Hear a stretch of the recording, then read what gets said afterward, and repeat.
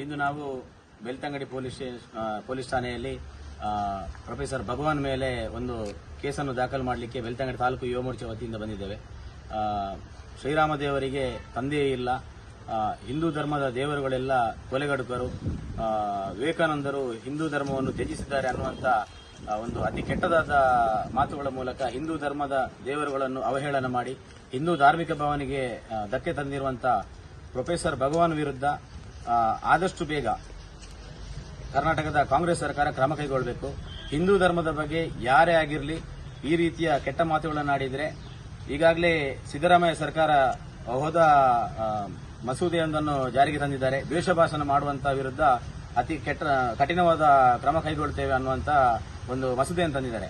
ಆ ಮಸೂದೆಯ ಮೂಲಕ ಭಗವಾನ್ ಇವತ್ತು ಹೇಳಿರುವಂತಹ ಮಾತಿಗೆ ಶಿಕ್ಷೆಯನ್ನು ಕೊಡುವಂತಹ ಒಂದು ಒಳ್ಳೆಯ ಕೇಸನ್ನು ಮಾಡುವುದರ ಮೂಲಕ ದಾವಣಗೆರೆಯಲ್ಲಿ ಕೇಸು ದಾಖಲಾಗಿದೆ. ಇವತ್ತು ನಾವು ಬೆಳ್ತಂಗಡಿ ಪೊಲೀಸ್ ಸ್ಟೇಷನ್ನಲ್ಲೂ ಕೇಸು ದಾಖಲು ಮಾಡಿದ್ದೇವೆ.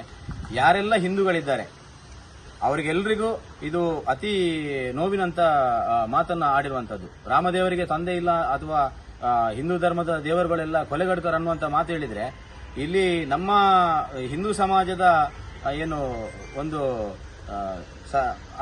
ಅಂದ್ರೆ ತುಂಬಾ ತಾಳ್ಮೆಯ ಜನರಿರುವ ಕಾರಣ ಯಾವುದೇ ರೀತಿಯ ಗಲಾಟೆಗಳು ಅಥವಾ ಬೇರೆ ಯಾವುದೇ ರೀತಿಯಲ್ಲಿ ಘಟನೆಗಳು ನಡೆದಿಲ್ಲ.